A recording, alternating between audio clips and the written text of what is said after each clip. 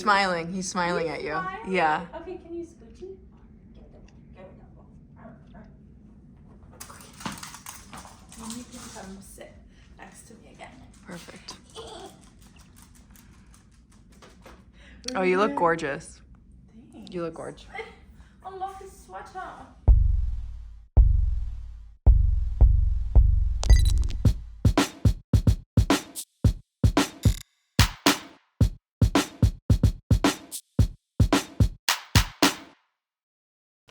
Wiggy Wiggy was a dog. He was really cute. Oh. Hello. Hi. Welcome back. Thank you. If the audience doesn't know, they probably don't, but social media knows at least.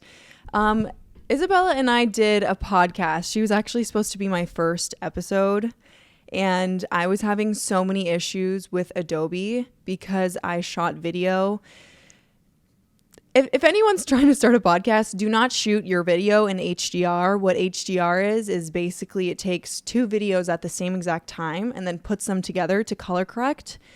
And Adobe Premiere Pro cannot handle that, especially if it's over an hour. So This is a pro tip. yeah, turn HDR off, which I have done since then. Perfect. And it's been working perfectly. It was just a learning experience, wasn't it? I And now we just wanted get to to die. hang out more. Like, now I can just chill. nothing wrong with that. Yes. Hi, welcome back, everybody, to the Impetuous Podcast. Yeah, hi. I want to thank everybody for subscribing. I have like 101 subscribers. Yeah. 101. Yeah. And if you haven't already, subscribe to my Patreon where you will see exclusive content made just for you.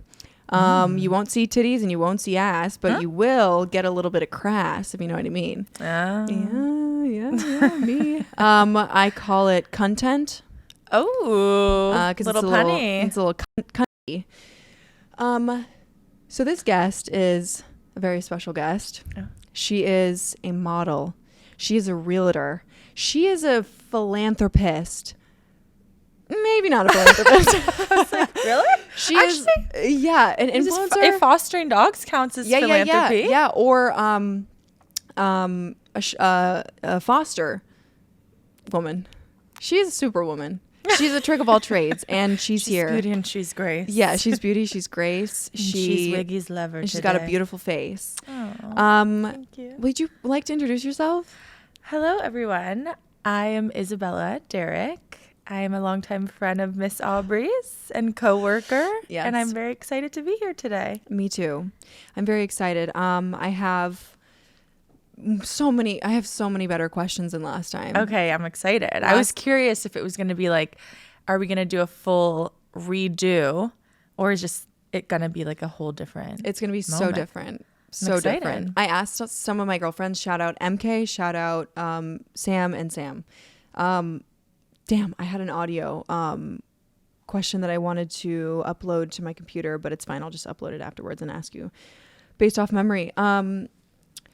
So some people want to know what I know what it is, but they don't know what it is. People want to know what your model origin story is and how you got into it. And then we're going to get into some deeper questions afterwards. Perfect. So I started modeling when I was 17 years old. I was scouted at a football game at my high school.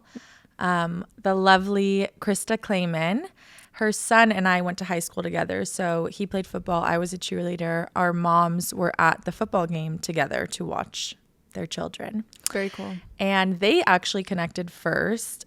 So they were like hitting it off, vibing. And it was kind of like, who's your kid? Who's your kid? And my mom said me. And Krista was like, oh my God, I've been wanting to scout her forever. Like, I need to meet her.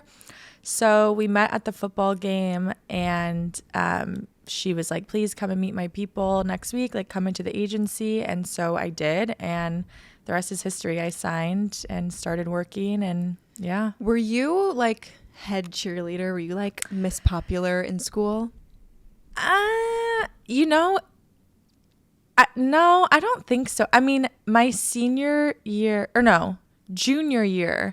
I was cheer captain, but I was on JV. I didn't make varsity with all my friends my junior year. Why and how did that make you feel? I was so sad when it happened. But I don't know. I feel like I've always been a pretty positive person. I was really happy for my friends who did make it. I was obviously like, you know, sad that we didn't get to all be together because it was kind of like the standard was like freshman and sophomore year, you'd be on JV, and then junior and senior year, you would be on varsity. Yep. And so like everyone that I was with freshman and sophomore year, like went to varsity. And then I was the only junior on JV still. Wow, you were like the oldest person on the team. But it was nice because I just like became besties with all the like girls who were younger than me. I mean, only by a year. It's not like that much, but at the time it feels like a bigger gap, you know? Yeah. So yeah, that year I was captain. Maybe that felt a little like cool moment. When you went into cheerleading your senior year, were you gnats are going to be a problem every single episode. When you made it to varsity your senior year, did you feel like you missed out on a lot of stuff and a lot of team bonding?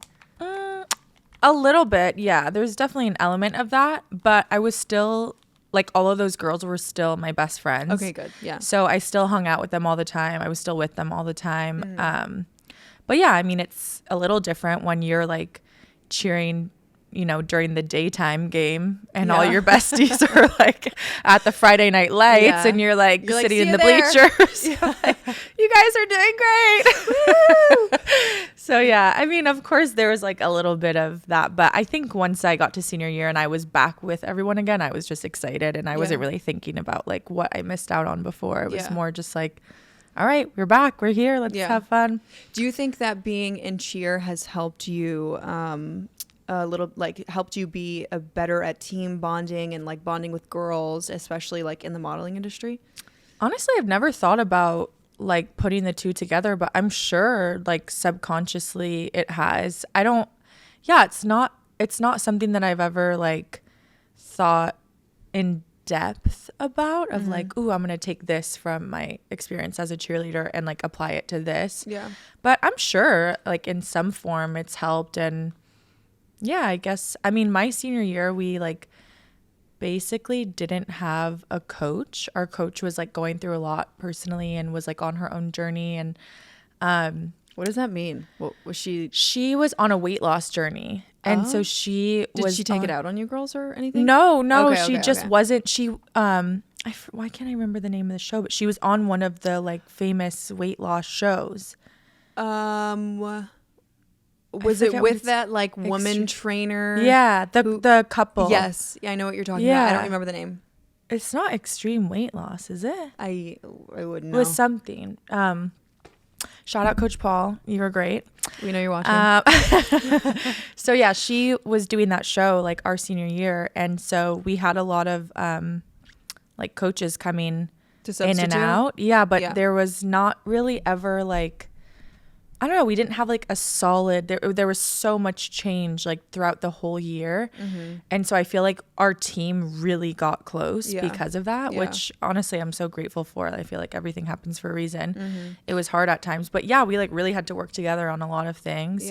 So I'm sure that that's like transferred into my life somehow, even in ways that I don't think about.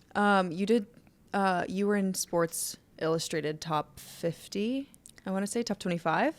You made it to top 50? Something. I don't know if I even made I made it to like a certain round of interviews, but I don't even remember if there was like a number. I feel like I remember you posting something and it was like top 50. Or maybe Sports Illustrated better than I do. Yes. I was so excited for you. Aww. Your video. Oh my God. Your audition video. The Legally Blonde one? Yes, was so genius. Thank you. When you posted it, I was in awe and shocked because it was so well put together. It was so professional. It was so beautifully done. It looked like a movie. Oh my God, thanks. It was amazing. I really was impressed with how that turned out too, honestly, because I had such a vision in my head, and everyone who knows me, like all of my friends know, I am so particular about things. Like, would some say that you're a type A? Type A, maybe in that sense. In general, no. I'm like very easygoing. I think I'm not like super like everything has to be a certain way. Yeah. I mean, I do like things my way, but like I'm not like that crazy about it. Yeah. But when it comes to like Halloween costumes or like everything has to, like, if there's a mole, like I'm putting the mole. If there's like a tattoo on the hand, like, Which, by the way, your fucking Halloween costume was amazing. Amazing. but like I view all of that as the same. So when I did Yeah. that video, I was like, if I'm gonna remake it, it has to be like exact. Like Yeah. I don't want it to be like some bootleg like Yeah. thing. So yeah, I Shot paid on an like iPhone, you yeah. mean? So I reached out to like a mutual friend who is a videographer, and he's super talented, and he was willing to do it with me. What's his name? Thomas Copeland. Is he based in New York? He's based in LA. Okay, cool. That's where it was shot. Yes, I was Okay. shot in my best friend's backyard. Okay. So that was awesome. I want to just remind myself now, get Isabella to send me the link to add in the description for that. The little plug. Yeah. No, but that was so fun. We honestly had the best day, like just filming that. And then the way that it all came together, I was like so surprised, but so happy. How long did it take you to think of and plan everything? Like, how long was that process? So I actually had the idea right after I submitted for Sports Illustrated the year before. And I literally said to myself, why didn't I just do this? Like next year, I'm doing it. Like Yeah. I will do this. And I was like hoping the whole year in between, like nobody else would think about that for something. Like I didn't tell anyone because I like really wanted to make that happen. And it Yeah. was like my little like, I don't know, just like authentic idea that I had. Yeah. And then, yeah, I started planning. I mean, most of the stuff I ordered was like from Amazon. Like it wasn't that complex, honestly. I think the part that took me the longest was changing the script to make it More you. Yeah, like I Yeah. couldn't say the lines that she was saying. I had to make it my audition Yeah, for you Sports didn't Illustrated. want to get copyrighted. No, of course not. So yeah, just changing the lines to where it still matched the original video like format, but it was like I was talking about me. Yeah. So that part probably took me the longest, and then obviously like scheduling everything and making sure I felt like a full-on producer. Yeah. Like I was like, this is what it's like. Yep. I And should you had to start a pay for production everything, company. right? Yeah. Did you have to pay for the videographer? Yes. And the stylist? Did you have a stylist? I didn't have No, a because you- stylist. I did all of that myself, but I paid for a hair and makeup artist. Wow. So How much Yeah. did that all end up costing you, if you don't mind me asking? probably around $1,000 or like Wow. $1,100, I think. Yeah. So it was pricey, and I like, But it was worth it, right? It was. I was looking at it at the time as like an investment towards my career. Like if I got it, if I booked Sports Illustrated after that, then like, of course that would have been worth it. I mean, even though I didn't, it still felt worth it to me. I thought Yeah. it was like so fun, and I feel like I got a lot of recognition for it, which was so cool. Yeah.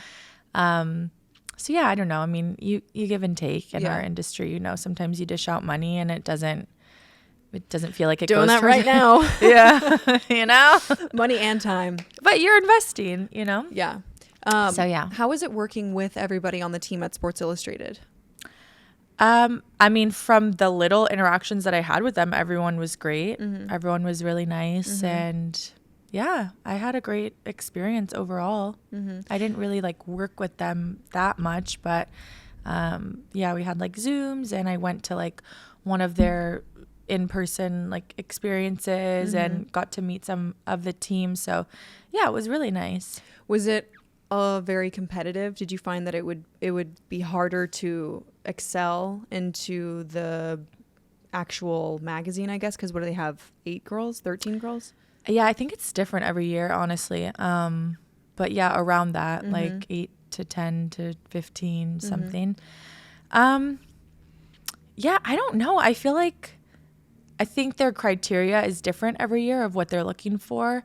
So while I may not have been what they were looking for that year or the years that I submitted, like who knows, 5 years down the line or this year, like it just, you never know. Yeah. I didn't feel like a lot of competition between the girls. Honestly, I feel like that was my biggest takeaway from submitting and auditioning is I met like some of my who are now my best friends. Oh, like, wow, really? Yeah. Oh, that's so cool. Yeah. So, yeah, super grateful for that. And I felt like, you know, at the end of the day, I guess we were all like vying for a spot, but there was never any kind of like animosity or weirdness between, which I feel like is pretty common, at least for me, even in the modeling industry. I feel like at castings, like, yeah, you know that you're all like auditioning for the same thing, but there's never like a, you know, screw you, I want this. For the like, most part, everybody kind of looks different. Yeah. You know, so you're not, if you don't book the job, it's not personal. Exactly. Like, it's not, yeah, I was just really happy for all my friends who did get it, and,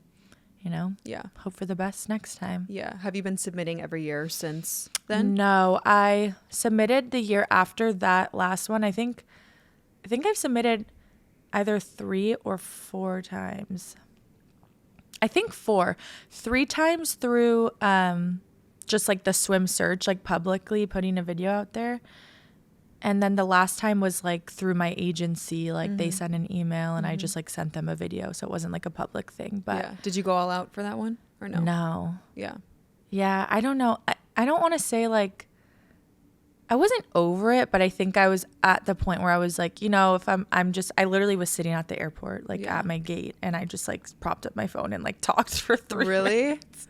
Yeah, so which funny. Like it obviously didn't work. So yeah, it's fine. But yeah, I mean, they've taken something different each year, so it's not to say that is not like good enough, you know. Like I will say though, some of the girls that have like made it far, I mean, their videos weren't like extravagant. They were just sitting in their room. Yeah, some of them have been just like straight up talking to camera. Some have been like more of an elaborate production. Like everyone's different, and I think that's what's kind of cool about it is there's no like specific guidelines or like it's only the people who like put $1,000 into a production that are gonna get, like, no. I mean, as you can see, like I did that, I didn't get it. I've also tried sitting and talking and like so you don't know. Have you submitted? You did, right? I've submitted once. Yeah. And it was, I did a sketch where I was a news reporter.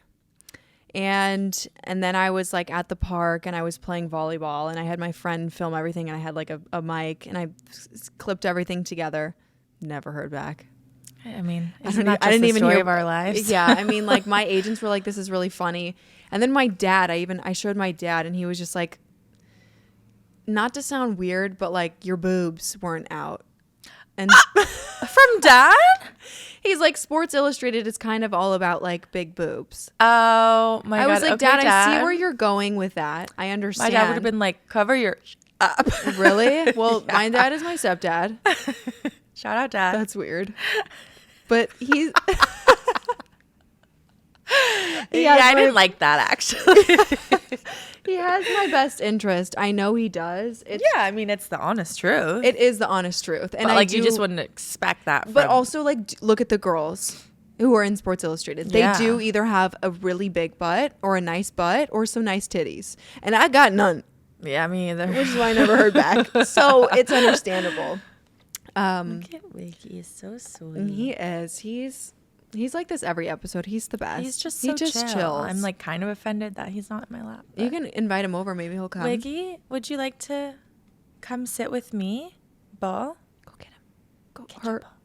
Go get him. Go get your ball, Wig. Get your ball. Where is it? Wait, I don't see it either. I think it's gone. Oh, you have a hair on your nose. It's just, I'm obsessed with the sweater. So, if you could... Here we go. If you could pick one of your favorite shoots, what would it be? Oh. Most favorite of all time. Oh. Or like a top 2. I mean, I think I have some favorites for different reasons, but honestly, the first that comes to mind was I shot with Hollister and Gilly Hicks for like 6 years. Oh my God. Yeah. That's where I first saw you. Yeah. That's where I knew you. That was like honestly what I feel like kind of launched my modeling career. That was like the first big, like consistent thing that I did. Do you mind just pulling the mic a little closer to you? Yes, of course. Thank you. Okay. This is going to sound weird and I'm probably going to bleep his name out because he's weird. Do you know? Yes. He's from Arizona too. Mm-hmm. Yeah. Him and I dated for a little bit. Oh. Weirdo. No offense. He's younger, right? He's like 2 years younger, I think. Okay. Maybe 3. I didn't know that. Oh. He lied to me. Oh. Which doesn't matter now, but at the time it did, because he just turned out to be this like pathological liar. Oh no. Sorry, I'm talking. It's going to be bleeped out. It doesn't matter. This Yeah. kid's just weird. That's where I first saw you, though, because he would always show me his Hollister campaigns, and you were in them. And I was like, oh my God, she's so beautiful. And then fast forward, I'm with LA Models, and Yeah. you're with LA Models. Yeah. But Yeah, I worked with him quite a bit. Great kid. I mean, I he's don't not. have the same He's experience as you. he's not a great kid. Anyway. I enjoyed it. Yeah. That was your favorite shoot. Okay, so yeah, we did so many fun shoots together, like with that team over the years, and I was so grateful to be like pretty much on every campaign for like 5 years straight, which is like, wow. yeah, that's a big, like, that was like not normal. Wow. That's So, amazing. One of my favorites though was we were shooting in Hawaii. I forget which island we were on, but which is already like a dream. So amazing. Was And it Kauai? No, I think this time we were on Oahu. Oahu, okay. Yeah, I think. Or Kona, the big island. Okay. I don't remember, but I think Oahu. Fun fact. Did you know that Hawaii is the only state in the U.S. that grows their own coffee beans? Really? Mm-hmm. That doesn't surprise me at all. I feel like they're doing everything better than us in do. Hawaii. They know how to live. The fruit, like the produce in Hawaii is just Expensive? so expensive, but so Fresh. freaking good. Clean. The fruit Yummy. is like, oh, It's so amazing. good. Yeah. Anyways, Hollister's style of shooting for years was always like, here's a fun activity for you guys to all do. Go do it, and we're just gonna capture it. And like they booked the That's same so models cool. like every time. So it was basically like I'm getting paid to be on a vacation with my friends and like do fun things, like jump off a boat into the water or do things Wow. like, and then they are just like capturing the moment. It was very like chill. And so on this shoot specifically, they set up this like giant slip and slide into like on the sand into the ocean. What? And I am like such an adventure junkie. Like I just love all of that stuff. And this is why working with them was like the perfect job for me, because it was always like fun, crazy activities, like skateboard through this or do that. I can't skateboard, but I tried. Yeah. We always try for the job. Just literally slip and sliding like on this beautiful beach in Hawaii, like Yeah. which was so fun. It's like one of my top memories from Yeah. work, honestly. Wow. How come why do you think that you stopped working with them? I still work with them on and off, like up until last year. I think end of 2022 was the last time I Oh. shot with them. Oh. Yeah. So like it so was you're still kind of ish. I mean, in. I haven't worked with them in over a year, but yeah, I mean, definitely more sporadic. I don't think there was like a specific reason other than like it was already rare enough that I work with them as consistently as I did for as long as I did, because most brands do not do that. They don't use the same models for every shoot. They like to switch it up. I think that that's a part of it. Also, we're talking about me being, 18 to like 24. My body changed. I changed. I mean, I'm not saying this is a reason, but like it's a younger brand. It is. It's evolved a lot and changed a lot, their style of shooting and what their like target audience is. But I don't know, maybe I look older now, like more mature. I mean, there's a bunch of reasons, but I'm assuming the biggest one is just like for switching things up a bit, because I was like, I feel like the face of Hollister for a very long time. So they're like, okay, it's time to like mix it up a bit, which obviously I knew was coming at some point. I know it's not a forever thing. So the last time you shot with them, it was a campaign, you said, right? No, when I shot with them end of 2022, that was Ecom. Okay. The last campaign I shot with them was either early 2022. I think it was early 2022 or like end of 2021. It's been a minute. Okay. Been a couple of years. Yeah, I miss them. Hollister, if you're like, watching, if you're listening, I'm mean, waiting. Miss you guys. So what was your and book Aubrie too? Yeah, if you want to take me to Hawaii, I'd be more than happy to. I also am starting getting good at editing and production and She's really like, take anything. me for anything, Yeah, actually, as a matter of fact. I'm in. She's like, I will be a PA if you need me to. I'll get people coffee. Yeah. I will shine your shoes, whatever. I'm in. Aubrie like, Dude, I'll carry your suitcases at the fucking airport. Like, really, anything get me in that fucking door. I'm in. So what has been your least favorite shoot and why? Let me think. I can't even think of a specific like brand because every experience that I've had has been like good. Like I honestly I'm like fortunate that I haven't had like a bad experience on a job. But I would just say in general, some ecom jobs are just really boring and exhausting and honestly like physically taxing when you're changing into like 80 different looks in a day and it's just like the same. Can I pause you real quick? Yes. Take me through, as someone who knows nothing about modeling, take me through a day of ecom. What does that look like? So for reference, e-commerce is what you see when you're shopping online. So it is just kind of your bread and butter, like photographing all the clothes that come in to this brand and showcasing it basically front, side, back. It's usually pretty simple and straightforward. Some brands like to get a little bit more creative than others with their style of shooting and shout out Anthropology. Yeah, like movement and like that's more fun. Like ASOS has really fun ecom. Like cool. You can like get really dynamic and whatever. They do video as well, right? Yeah, video as well, which is in the fun. same day? Yes. Okay. Yeah, ecom there was really fun. That's also been years, but I really enjoyed it. That was like one of the more enjoyable ecom days. And that's in London? That's in London. Cool. Yeah, I'd love to go back there and work with them. Yeah. Anyways, so typically you show up at a studio, usually at their headquarters of the brand or just a studio that they've rented, and you have your breakfast, you have your hair and makeup done. And how long does hair and makeup take? Typically they give about an hour and a half for hair and makeup. And then the grind begins. Yeah. And usually you are given a rack of clothes. Or two. Or four. Yeah. It depends what you're shooting. Yeah.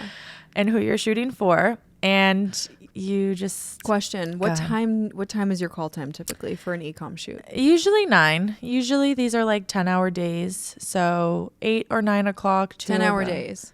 Typically. Right. Could be on longer. On your feet, right? Yeah. On your feet. Heels, no heels? Maybe. Depends. Yeah, depends. Have you ever been on an ecom shoot where you're literally in heels all day? Yep. Yeah.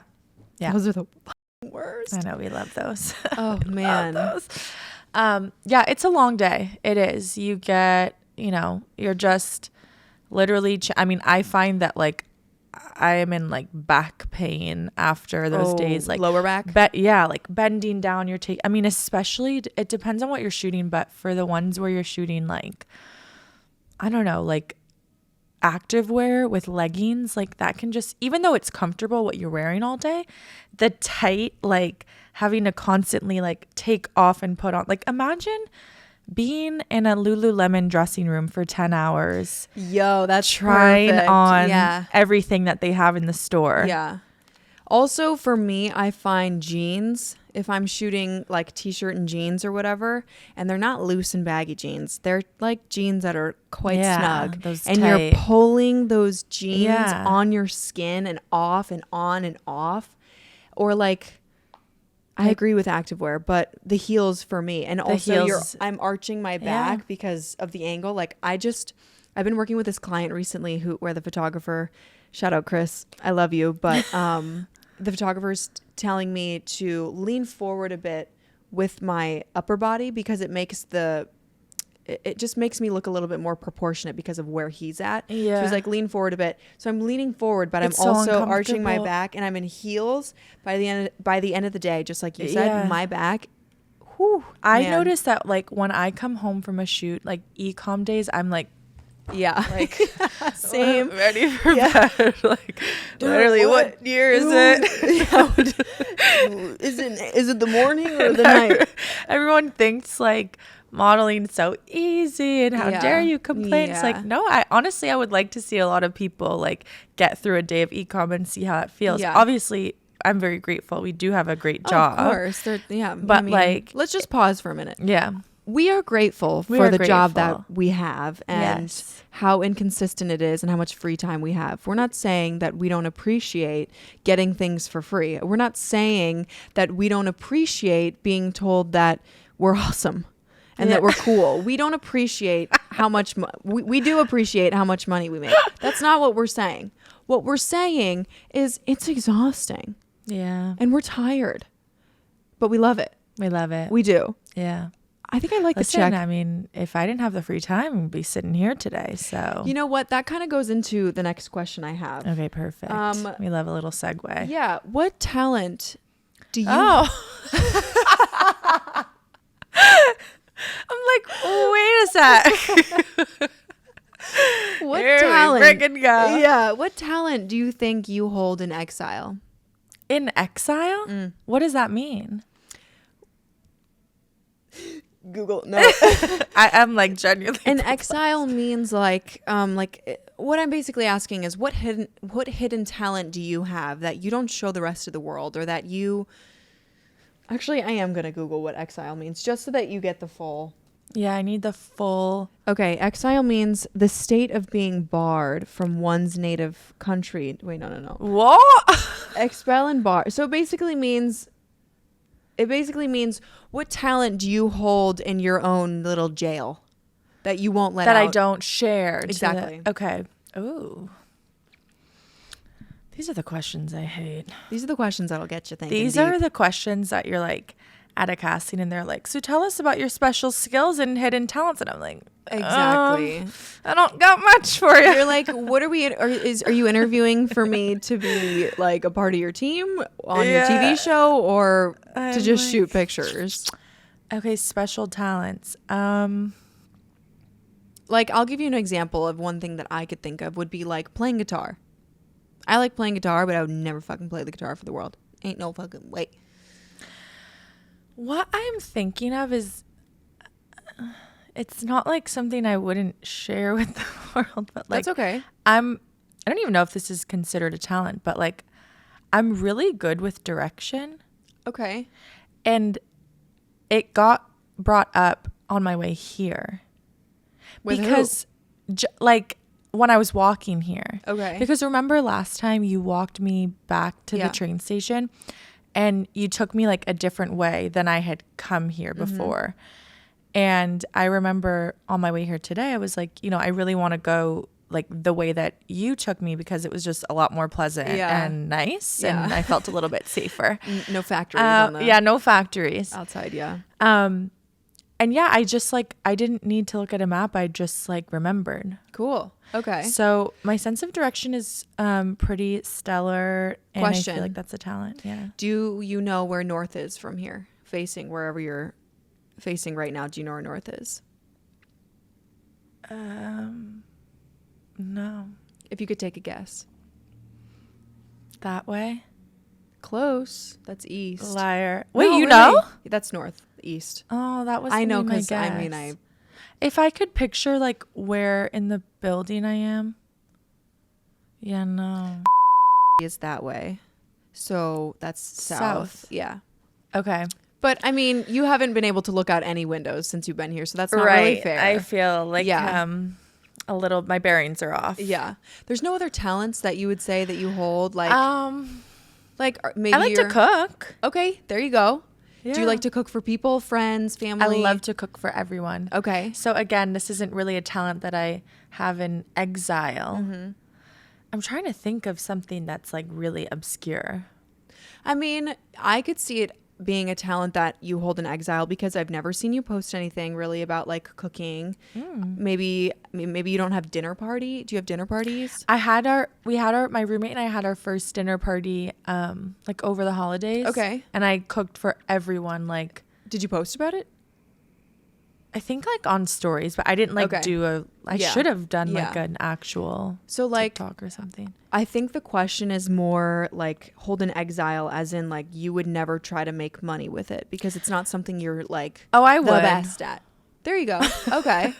Okay. If I could, I mean, I enjoy it. So like, which by the way, you can. Yeah. You can just start making fucking TikToks and make money through that. I should. Do you make money through TikTok? No. You should sign up for the meta beta program. What's that? It's where you make money off your videos, and I think if you have 1 million views, you get $1,000. What? So you get paid like a percentage per view. Wow. It's really interesting. Yeah. Like signing up now. Yeah. I think it's in your settings. You could just do the subscribe for meta beta. It's free. So like meta any beta. Video you post, if you get above a certain amount of views, I think I've made like $13. Perfect. In 5 months. Perfect. I mean, it's something. That's a coffee. Yeah. Exactly. In 5 months. Yeah. I mean, it's not making me it's a ton not of nothing. money. No. Also, I started a Patreon too. And how's that? I posted my first video on Saturday. I have 5 members. Will you explain? Shout out. Thank you guys. Yeah. Shout out to the 5. Yeah.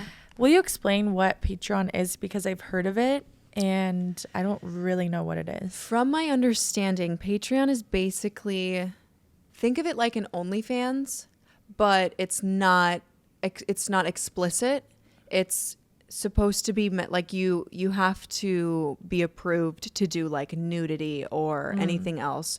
So what my content is, obviously I have this podcast that's on YouTube, but Patreon only is you have to subscribe to see my exclusive content. It's exclusive content. You can also like sell things. So like if I had merch, I could sell my merch onto the shop. Or like if I have like some of these gifts that I want to sell, I could literally put it up on Patreon and like sell it as a thing. Okay. I think. Yeah. Cool. Yeah, so people pay $7 a month to see me literally talk about things like this, but by myself. That's awesome. Yeah. That's so fun. So back to the hidden talent being in exile. Why are you a model? Like, what's the reason that you would say right now you are a model? Oh. I think, honestly, I've thought about this more recently as I get older because I don't know how much more time left I have in the industry. I think there's a few reasons. Question, why do you say that? Because you're so obviously, to me, you're so obviously beautiful. Thanks. And like I was just talking to my friend Cam too, like there's a very specific type of person who has a timeless beauty, who seems to be able to work for a very, very long time, like Tony's wife, Barry. Yeah. She's a gorgeous. timeless beauty, but you're also as well. Aww. So it wouldn't make sense to me that the modeling industry would ever say, no, she can't. I mean, I hope that's the case. I would love to milk my career for as long as I can. I think, yeah, there definitely are people, men and women, that are able to stay modeling for, into their 50s, 60s. Like they have really long careers and really successful careers. I would love for that to happen to me. However, I know that it's not always the case. So I think I'm not trying to be pessimistic at all. I'm actually like a very optimistic person, but just also want to be like realistic with my life and have other things that I'm passionate about as well. And just in general, like full transparency, work has slowed down for me over the last couple of years. So it's had me questioning a lot about my like worth in this industry, not my worth as a person, but my worth in this job. Yeah, it gets you in your head a little bit. It's so crazy to hear Hi, Wiggy. It's so crazy to hear that it's so slowed down for you because I see you and I have seen you as this, like, I don't want to say I look up to you, but kind of a little bit. Thanks. Like the things that you do, didn't you just did like YSL Beauty last year, didn't you? Yeah, that was 3 years ago almost. No way. Or 2.5. That was like November of 2021. Wow, my memory is not great. But it comes out later, so it's like Yeah. it feels like it just came right. out last Yeah, year. It was that makes shot sense. in 2021 is what I'm saying. But you're doing that kind of stuff and it's like elevated brands and especially beauty brands, and you have such like your face is so perfect and like Thank symmetrical you. and you have great eyebrows and you have all these great things. So I don't mean to shit on your agency, but also like is there a possibility that it's not you and it's them? I think honestly this last year switching agencies has been like a total game changer for me, and in a way that I wasn't expecting. When I say it slowed down, I don't want that to get like misconstrued. I'm still working and I'm still shooting with new clients, which I think is like the ideal. That's the goal. Like that you're constantly growing and elevating and like acquiring new clients and brands that you work with. That is still happening. And like even last year I shot with like a couple of like really cool like dream clients. So cool. Do you want to talk about them or name them? Sure. I did Tom Ford Beauty, which was very exciting. Whoa. I mean, they were just like little eye macros, which a macro is just like a very close up shot of like just an eye or just lips, something like that. We know it's your eye. We know. Actually, it's funny you say that because recently I forget what job it was for, but it was macros and I was booked for lips and like other models were booked for eyes. And I remember being on set and like, I think once I would like jump onto the set with the photographer, they were like assuming that I was like the eye girl. And I was like, no, I'm actually the lip girl. Because everyone's like, wait, why are you booked for eyes? Why are you doing lips? But, so yeah, I did Tom Ford, which was awesome. I shot for Maybelline. I did. Wow. Yeah. I mean, I really am grateful. Like I haven't been slowing down in that regard. If you guys don't know, Tom Ford, Maybelline, what was the other one? Oh, I didn't even list another YSL. Yeah. Bro, these are dream clients that any model would be like so stoked to have. So to hear you say that is so fucking cool. No, it really is. Like, I'm very grateful and feel proud and like happy that I got that. Yes, I'm very grateful. I feel very proud of that. I think when I say it slowed down, I just mean like consistency. Like I had one single job in the month of January. I had one single job in the month of December. I mean, it's February, early February, like, hopefully more to come this month, but like I haven't had any work in February so far. So it's just, it kind of can make you feel like you're not really doing anything, even though I still am booking work here and there. It's just not as consistent as I would like it to be. So yes, I book these like dream clients, which is great. And I'm also not working all the time. So there's just, I don't know. I just think about like what that means for me. I mean, I recently signed with a new agency in Sweden, which I'm very excited about. So I am like growing. Thank you. And hoping to get signed. What's the agency in Sweden, just in case? The Wonders. The Wonders. Okay. Yeah, it's like a smaller boutique agency, but everyone there has been so lovely so far. I haven't been out there yet. Do you plan to? I hope so. Yeah, that would be great. I'm actually going to Europe in the summer with my cousin, so I don't know if maybe that would be a good time to like extend a little, add a little hip skip, hop, skip, and a hip, skop, and rock. Hop, skip, I and think jump if you're to there, Stockholm. it would be a really great idea to at least take like meet a them. week or two. Yeah. If they have anything planned, or just tell them that you're there. Yeah. Just in case there's any castings. Yeah, true. Or test shoots I that should, you could do. honestly. I didn't really even think about that, but I should do that. So yeah, I mean, that's also ideal. Like, and that's the goal, is to get represented in as many places as possible to maximize your work opportunities. So yeah. Back to why are you a model? Why? I mean, I love my job. I really do love when I'm working. Like, I love the day to day of like being on set and the people that I meet and traveling. I mean, obviously, if I'm being fully transparent, like the money is a huge factor. It's probably the biggest factor, unfortunately, but that's just the reality. Yeah. Like, I have to make a living. Let's be real. When I say normal people, I mean people outside of the modeling industry. Yeah. I don't mean to be offensive. Normal people are also in their jobs for the money, for the most part. I mean, I think most people are working because they need to make money. Exactly. I certainly wouldn't work if I didn't need to. Like, I would just be out having fun. Yeah. But I genuinely do enjoy my job, and I do enjoy the flexibility that it gives me. So, you know, while on one side I'm like, oh, you know, I wish I was working more. I wish I was busier. It's also really, really nice to have as much free time as I do to work on other things or do something like this, you know? So yeah, there's a lot of things that factor into why I am modeling. Yeah. What would you say your dream job or dream life looks like? Dream life. Excuse me. My dream life. It definitely would involve a lot more traveling. I'm such a like seeker of more, like, I just feel like there's so much more outside of our little American bubble. Yeah. And every time I travel, like, I feel very fulfilled.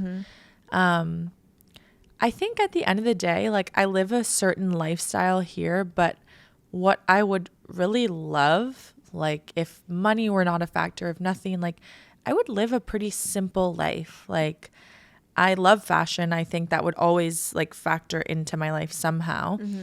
But I could also, sometimes I think about just like up and quitting everything and like moving to like a vineyard in Tuscany and like growing grapes and Okay. like, Very you know, different. like, or just like teach, like being like an au pair. How do you say it? Au pair? Is that how you say it? I don't The even know what you're babysitter, talking like about. when you can like go to a new country and like basically be a babysitter and live with them.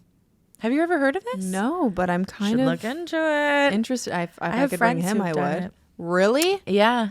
For how long? I mean, I think every family is different, but like, you know, it's obviously you want to be like vetted and you want to vet them out. Yeah. But yeah, a lot of families do it. Like old friend of mine did it in France. Okay. And like lived with this family, like, cause basically it pays for you to live there. Yeah.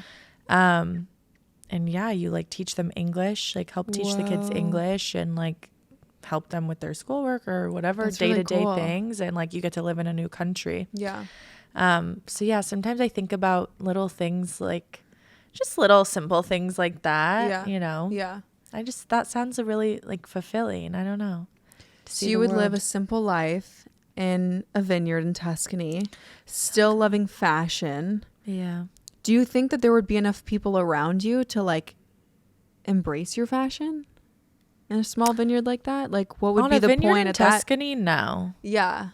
But like, I mean, really, I would probably just want to travel around a lot. Yeah. And I love thrifting and like vintage. And I feel like there's so much of that in Europe. What are some of your favorite thrift stores here in New York? I mean, Crossroads is probably like my favorite go-to. Yeah. That's more of a chain place, but I always find great stuff there. Designer Revival on the Upper East Side is really great. You can find some really good deals there.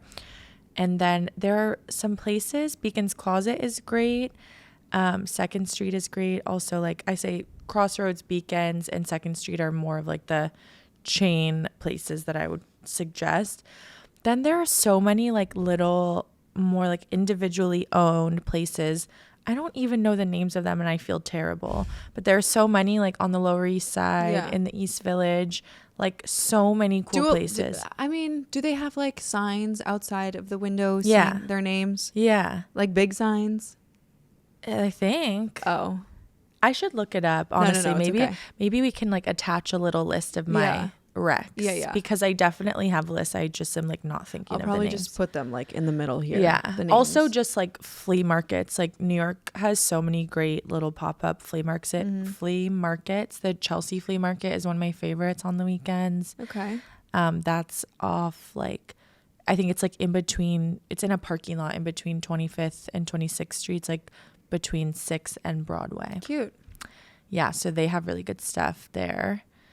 But yeah, I love it. And I found like some of my favorite places have been in Europe, like in London and Paris. So Paris has some major thrift stores with tons of designer. yeah. I mean, tons. I have a vintage pair of Celine glasses that I don't even fucking wear. I just got them because they were Celine and they look like alien goggles. I was just like, this is cool. Sometimes you just got to do it. Yeah, I was like, I don't even own a pair of designer. And then I came back to the States. I went to Louis Vuitton and I bought a fucking pair of glasses that I'm not even joking. I haven't worn once because they're so fucking heavy. And yeah, they have some great places. I don't even remember what they're called as well in Paris. Yeah, I don't remember either. But and it is expensive thrifting for designer clothes. Amsterdam actually had a lot of really cool places too. Okay. Wow. Which took me by surprise. Where is one place that you want to travel to that you haven't gotten to go to yet? Italy.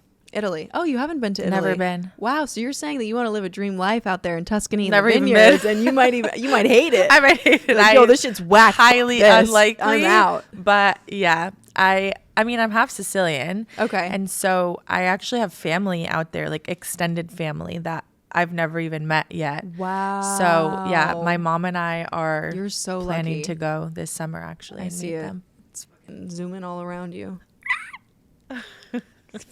Oh, I see it. Dude, one of my plants yesterday. No, was it yesterday? The day before. It was the day before yesterday. My plant outside, my fucking cat palm. Oh yeah, I see it. It's blowing. it's been cloudy, and the past couple days has been sunny for the first time. I got home a couple days ago. Oh, it was Sunday. It was the worst weekend ever. There's fucking webs all over my cat palm. All over every single fucking leaf. And I couldn't see it because the sun wasn't beaming in like it was. It was just dark and cloudy and gray in here. And now that the sun was beaming, webs all over. I'm like, what the fuck? There's spider mites all over my fucking plant. It was right.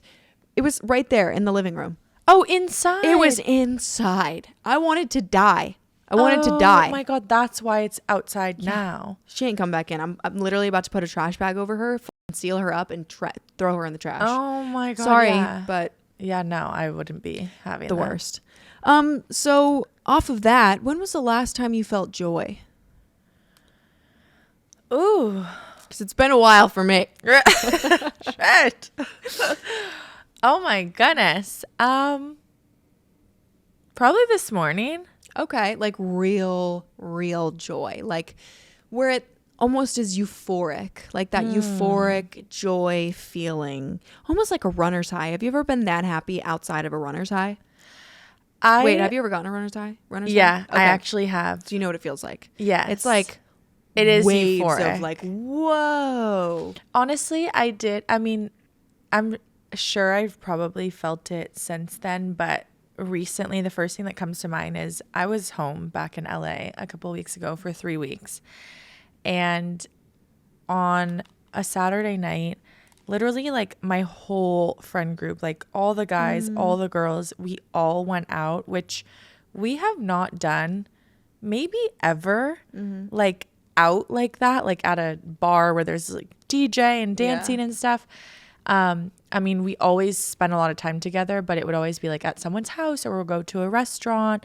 But this night particularly, we went out to this bar in LA called Lock and Key, which was so fun.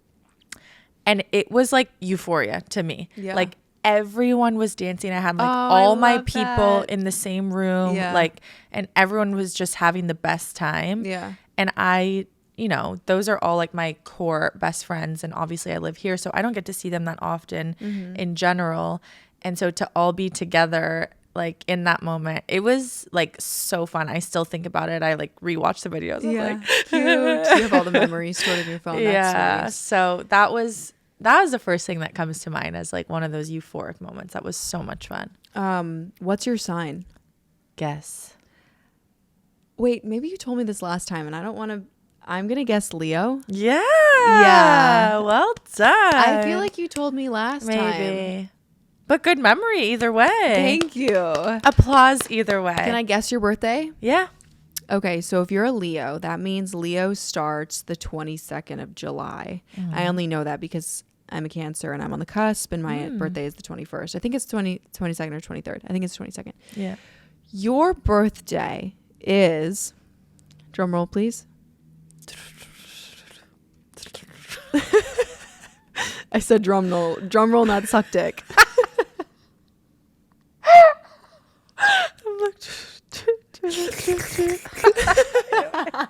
I hate that. I love it. Okay. Drum roll. August 4th. No. I take that back. That doesn't count. August. You got August 14th. August 10th. No, but you're warmer. Cooler. August 15th. Warmer. August 18th. Hot burning. August 17th. Oh, cold. Oh. Please, you're so close. August 20th. No. Oh my God. August 19th? Yeah. Okay. Finally. Jesus now Christ. Ricky gives me some love. He knew I needed This is it. why I don't fucking Okay, guess okay, anything. okay. All right, I want to get deep here for Okay. a moment. We've got some time. I want to ask some deep questions about you. Some deep questions that'll be a little vulnerable. You don't have to answer if you don't want to. You're gonna be like, what'd you eat for breakfast this morning? Basically. No, but if you don't answer, I will answer. Okay. It's a fair trade. Yeah. There are some common myths. And I'm asking because the girlfriends that I was with last night, I was asking them if they had any questions for a model. And most of these actually were their questions. I have some like other questions that I'll get into later, but they want to know about like eating habits and like eating disorders in the industry and like what those look like. And like if you've had, any experience in eating disorders or like body image and like how that has affected your life. Let's start with how the image of you and your body affected your life before modeling and after modeling. Like do you have body image issues? Yes. You do. Yeah. Did that start from just being a woman or into cheerleading maybe, or after modeling? Like when did that start? I mean, I think as a young girl, there's an element of that I always had, but it didn't really consume me like back in high school and even in college.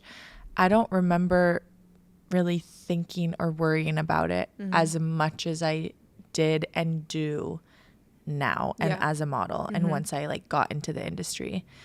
I've been chewed out by agents about my size and how I look. As an 18-year-old girl, How did that make you feel? Like crap. Yeah. Really not nice. And like as much as, I feel like I have a good head on my shoulders and I was raised really well by my parents. I know my worth. You can't help but feel a certain type of way when that happens. And as much as I tried to not let it affect me, I think it most certainly did. And yeah, just in general, I was never the smallest model. I was never the tallest model. Everyone around me was always smaller than me. And thankfully, I have never struggled with like eating disorders. However, mentally, I've definitely gone through it with how I view myself. I think that for me, body dysmorphia is a very real thing. Even today, I've gotten a lot better with the way that I look and the way that I feel now compared to when I was 18, 19, 20. But I look at photos now from like that time in my life when you were hating on yourself. When I was like, oh, I feel like I will look at pictures from shoots and remember in that moment feeling like so disgusting and so bloated and big. And I look back and I'm like, baby, you were a twig. Like, if I looked like that now, I wish. And even that type of dialogue, like, I wish I didn't have, like, oh, like, I wish I would kill to look like that now. It's like, it's just not nice to the heart, you know? So, yeah, I've definitely struggled with body stuff. I still do. I've tried How would you say, oh, I was just going to say I've tried every diet. I've done this and that. I've done this type of workout, that type of workout. Like, you know, at the end of the day, like, genes are genes. Yeah. My body is built a certain way, and that's not going to change no matter how much or how little I eat, how much or how little I work out. It just is what it is. I'd rather, you know, feel healthy and strong. I will say though, like, nowadays, jeans, clothes, designers, whoever the fuck is making the clothes, all the sizes are different. Literally every single size is different. You go to Tom Ford and get a size 6. I think I'm a size 6 at Tom Ford, and then I'm like a size 2 in like DKNY or from Macy's or whatever. Yeah. And I'm like, what the fuck is going on? It's so inconsistent. And like going on jobs where, like I just said, I will be wearing size 6 in certain things, and then the next job, the size 6 is so much bigger or smaller. I'm like, these jeans fit last time. Like, what's going on? Like, did I gain a little weight? Or like, oh, well, maybe I'm like close to my period and I'm just bloated or something, and like I have to pee, or I didn't poop yesterday, so like maybe that'll come out today and I'll feel a little better. I can totally relate with everything you're saying. Yeah. Do you think, how is the way that you talk to yourself today different from the way that you talked to yourself when you were younger or 18 modeling? I think I'm a lot kinder now.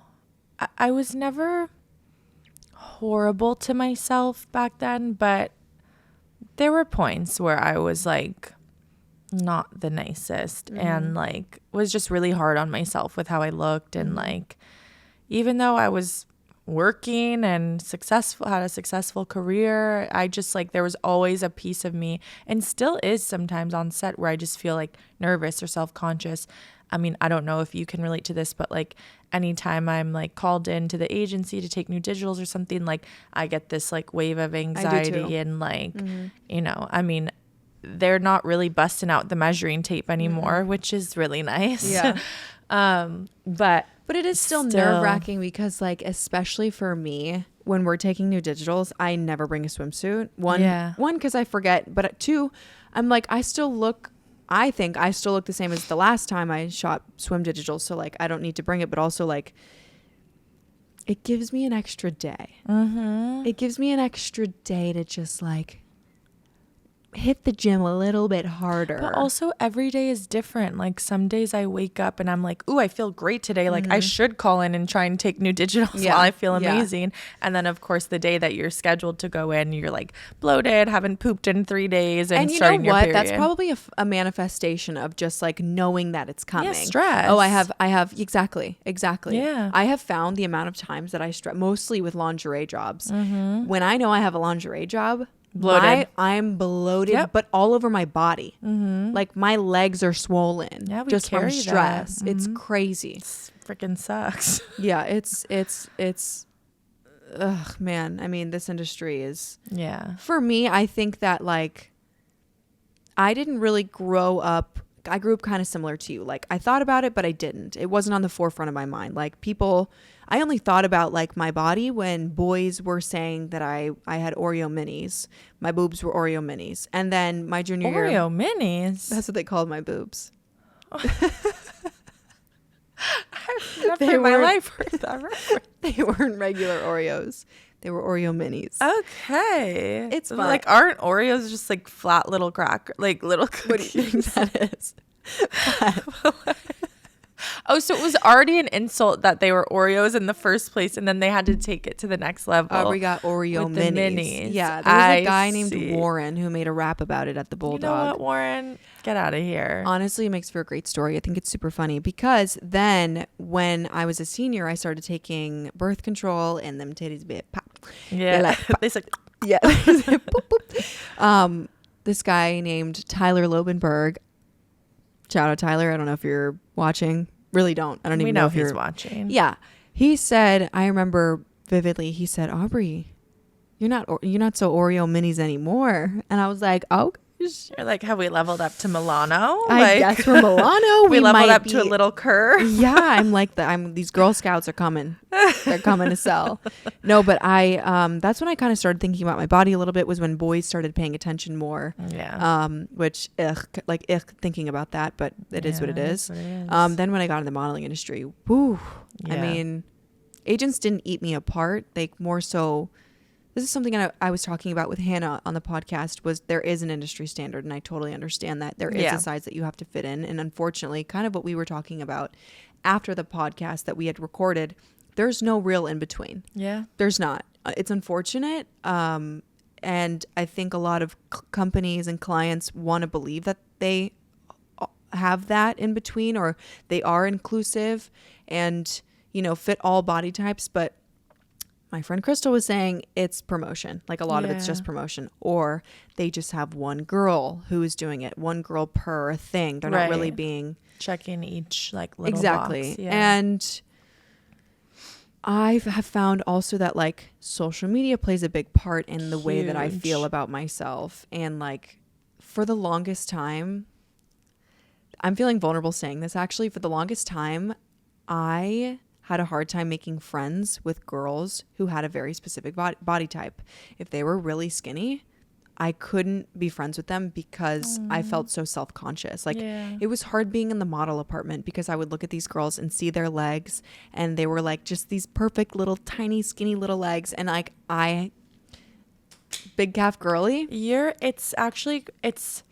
I have body dysmorphia. Yeah. I have body dysmorphia for sure. Because your body is like incredible. I appreciate that. My calves have gotten smaller. I stopped running.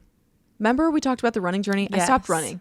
I speed walk now, and I think running just it's so much impact. But like there's nothing wrong with that either. I think it's a beautiful thing. I don't know. I get it, because I think this industry has like kind of like it's chemically changed my brain. Yeah, it's changed into the way thinking I think. that that's like not good. It's not that it's not good. It's that I want to get booked again. I know, and I will not get booked tough. again if I look a certain way. So I have to fit that industry standard. Ugh, so there, yeah. I think this I is talked the part about this. that I hate about our job. Yeah, I think I talked about this on the Campbell episode. Maybe I'll say it again just for your knowledge. I booked them.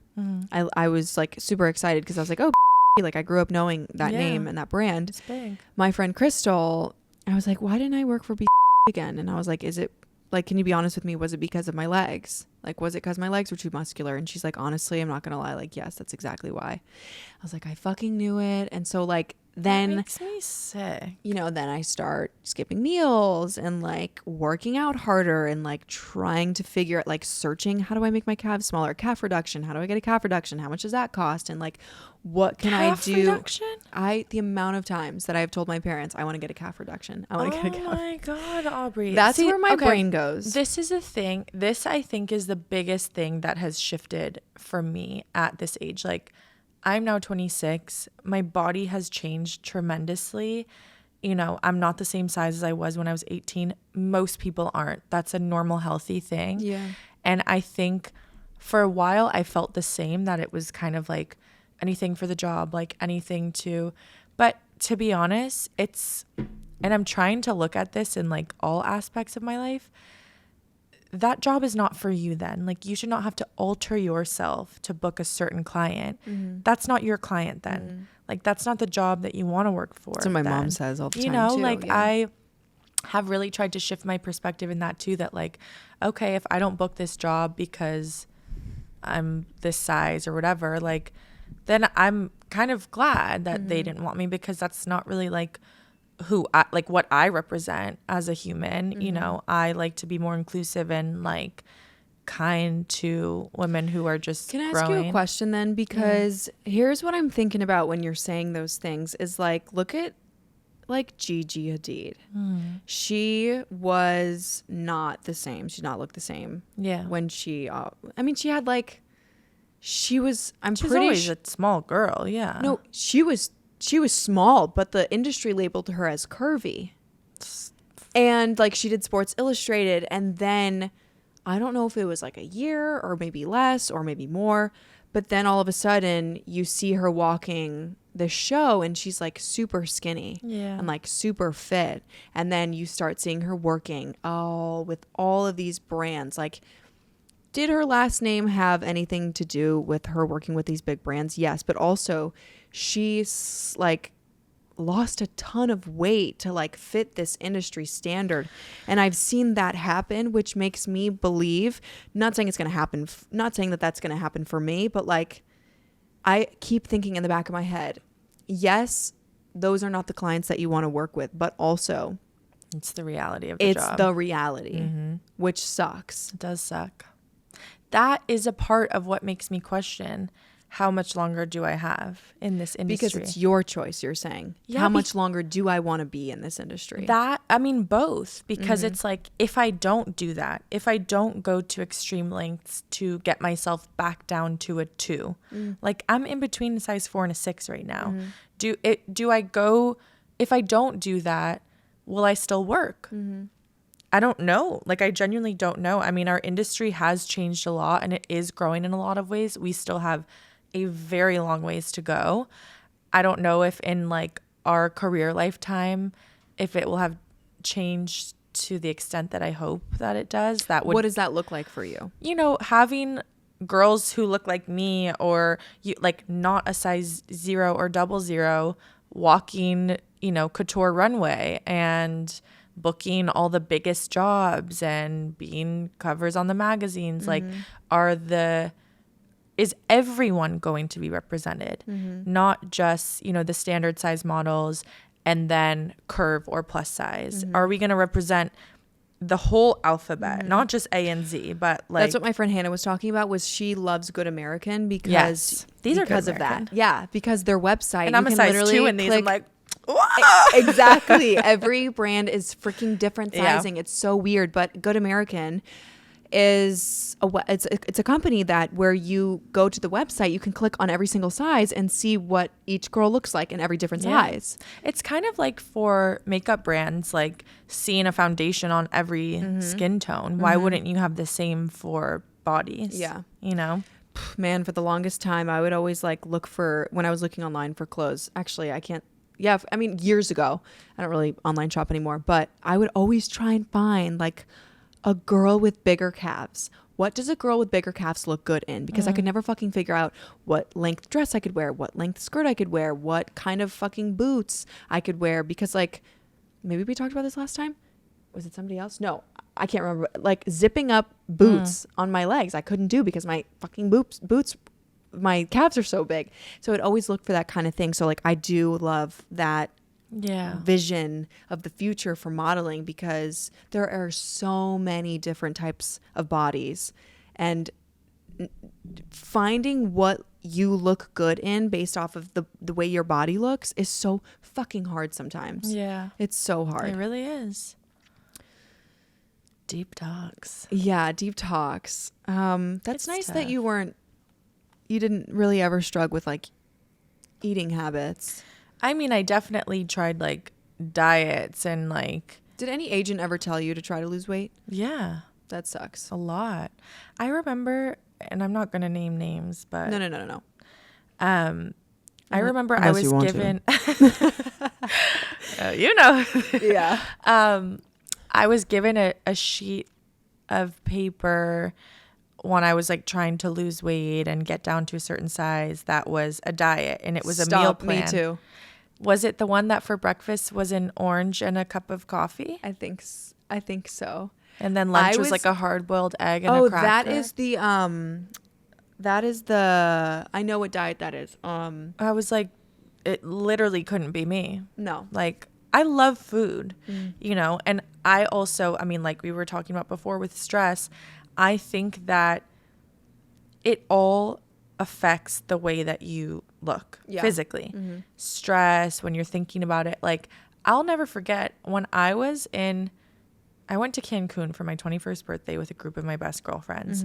And on that trip, I literally did not think about what I was eating. I ate whatever I wanted. I was drinking the whole time, literally carefree, having the time of my life. I know what you're going to say. And I was like the skinniest I've ever been. I like looked the best that I felt. Like, I felt the best.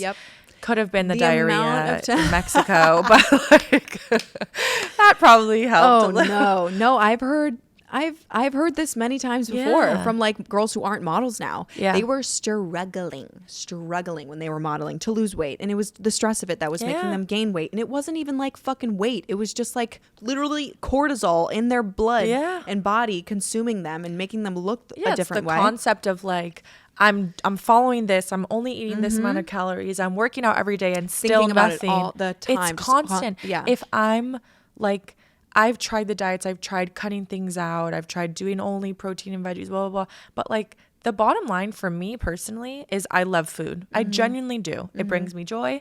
I like trying new things. I'm freaking Italian and black. Like, it's just in my DNA. I like to eat. That is a part of what makes me feel good. And I eat. You know, I try to eat as clean as possible. I'm not like throwing back cheeseburgers every single day. Right. But like, I noticed that when I deprive myself of what I enjoy, I look and feel worse. Rather than, have drinks and a glass of wine when I get home one night because that feels good for me. Have a burger if I want. Have a slice of pizza at 3 a.m. when I get home from the bars with my friends if I want. Like, we're not going to be doing that every night. But if that's what feels good and that's what brings me joy in that moment, like, I just think that, you know, this past year, I like really was just living my life. I didn't think about anything. Like, I was still taking care of myself. I was still living a healthy lifestyle, working out, being active, and eating pretty much healthy most of the time. But I was also being very social. I was also doing things with my friends, having dessert and donuts and, you know, whatever when I wanted to. And I felt good. That is where my perspective has shifted. That like, I think I used to feel so ashamed at castings when like all the girls would try on the pair of jeans and then they didn't even zip up on me. Like, been there, you know, fucking been but now there. I'm just like, honestly, that's more on you as the brand. Like, have a different pair of jeans. You see my measurements on the website and they're actually accurate. For the first time in my career, my measurements online are actually accurate. They're not pretending that I'm something that I'm not. So when you know my size of the girls that you're requesting to see and you don't have clothes that fit me, it's, you know, I'm starting to look at it as like, that's not my problem. And I shouldn't feel ashamed for being the size that I am. You should feel ashamed for not having clothes that fit. I am with you on the last part. The first part, I'm not there yet. Which is tough. It's tough. I love food. Go easy on me, please, audience. I love food. I'm being vulnerable. I love food. It's the best. I love validation from my agents. I love validation from the client. I love being what is considered skinny. This is obviously a psychological issue. I fully understand that. 2 years ago, I was so skinny. I was sickly skinny. I also was like in the midst of an alcoholic phase, was drinking rather than eating. I was going through a little bit of a depression, got out of a relationship with somebody, and I would go into the agency, and like one of my agents she's no longer an agent of mine anymore, but I would go in and she would be like, you look so good. This is so You common. look so good, babe. And I would be like, thank you. I was so happy that she was telling me I was looking good. I was working out all the time. I wasn't eating anything. I was drinking alcohol and getting fucked up. My skin was so bad. Just enabling these really unhealthy habits. She totally didn't know, though. Yeah, of course. She didn't know. She just thought I was coming in. But I mean, in all honesty, like I was boned. I mean, like I'm strong. Oh, you're strong. I'm fucking strong. You look like, amazing. Thank you. Like I work out, I lift weights. Yeah. I don't have the healthiest eating habits at the moment. Still working on it. But I also feel with the unhealthy eating habits that I have, they work for me right now. I'm not in a place where I'm not completely starving myself. Am I a little bit? Yes. I would consider it fasting. Saturdays, Sundays. We're gonna work through that. Well, eventually. So Saturdays, Yeah. Sundays, I don't eat breakfast, but I'll have a light lunch and then I'll why? eat dinner. Because I want to be skinny. I want to be skinny. Is that for my job more than it is for my life? I don't know. It's a great question to dive deep into. And it's an uncomfortable situation for me to be in because, I don't know, that's just uncomfortable. Yeah. I mean, it's very vulnerable to even admit that. Like, it's not. But there are some people in my life who get it, who are also there in this same situation. I do know that there's also a part of me that fully believes that there are actual health benefits to fasting. Yeah, that is a real thing. But that's why I asked why. There's so many reasons. Yeah. Fasting, I want to be skinny. It benefits my job. I'm getting, good bookings. I find that it puts me in lighter spirits. I'm in a better mood. Whenever I eat, no matter if it's healthy, like, have you ever eaten a big bowl of salad at work and you were just like exhausted at the second half of the day? Because I find that happens to me when I'm eating, even if it's like fatigue. Yeah, I'm like, why is my body working so hard to eat to like digest like healthy food? Like why would I eat and then get tired when I'm working through the day with all of this energy? I've been on this diet of mine, and I call it a diet because that's exactly what it is, for like 4 or 5 years now. Like I've been doing the same thing for 4 or 5 years. Now, have I gone in phases of fluctuation? Yeah. I mean, like this client where I was like, my calves were bigger. I don't know. And maybe I was eating lunch at the time. I'm not sure, but there's many factors. I know I have an eating disorder. I know I have body dysmorphia. Yeah. I don't know. I also think that like I was like this before I started modeling. Like I remember being very health conscious and like watching what I put in my body and like making sure I work out. I also did volleyball for most of my life. So I don't know. We were told like eat your protein, eat your carbs before the tournament on Saturday because you guys are going to be doing this all day. And, I would eat and then I would eat all day in between games and stuff like that. And then at school, I don't know. I remember feeling so good knowing that like I had a six pack when I was like a senior in high school. This is the thing though. It's like, it's crazy. It's deep rooted, like way back. And then I think you've gone through more things and been in more environments as you've gotten older that have contributed to this even more. Mainly a career in modeling. Yeah.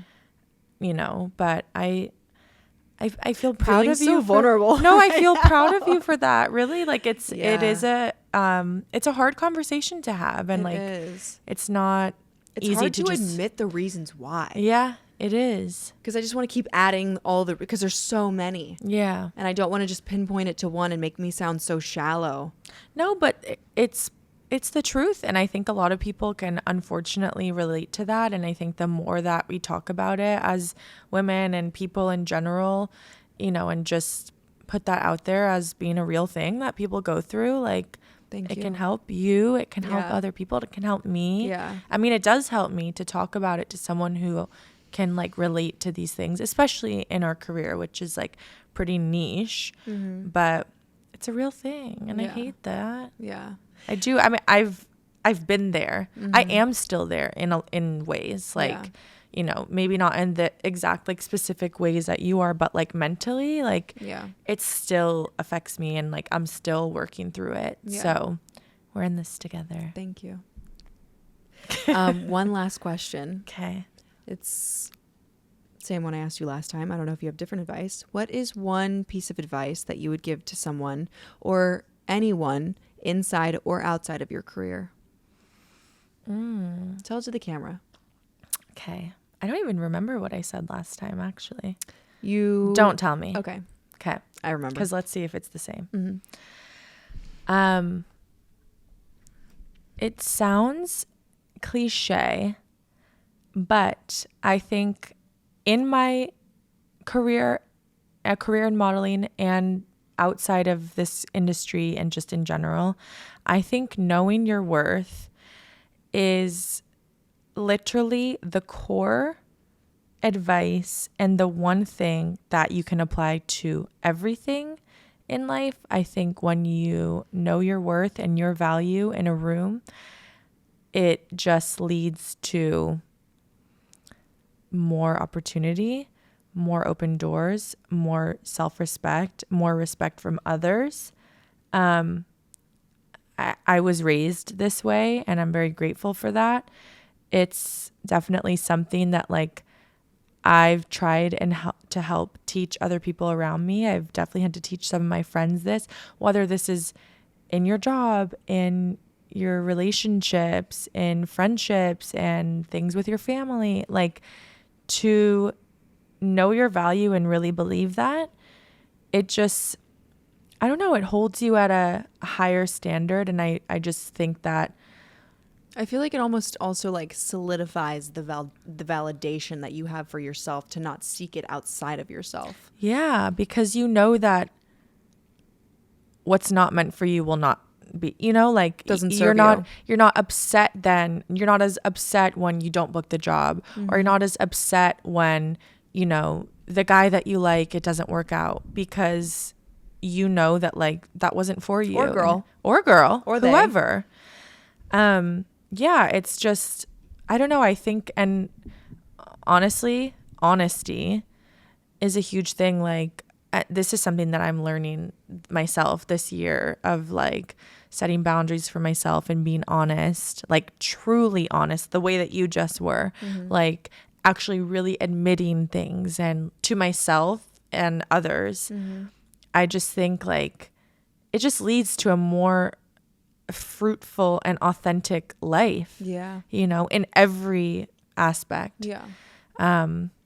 So yeah, but especially in modeling, as we've spoken about, it's an industry where it's very easy to lose sight of that, because you're constantly being told or shown by other people or clients or agents, you know, what your worth is really. And it's up to you on whether you believe that or not. Yeah. When you know your worth, you know, you can take it with a grain of salt and keep it moving, or it can really mess you up and affect your career in a lot of ways. Yeah. So that is probably my biggest thing.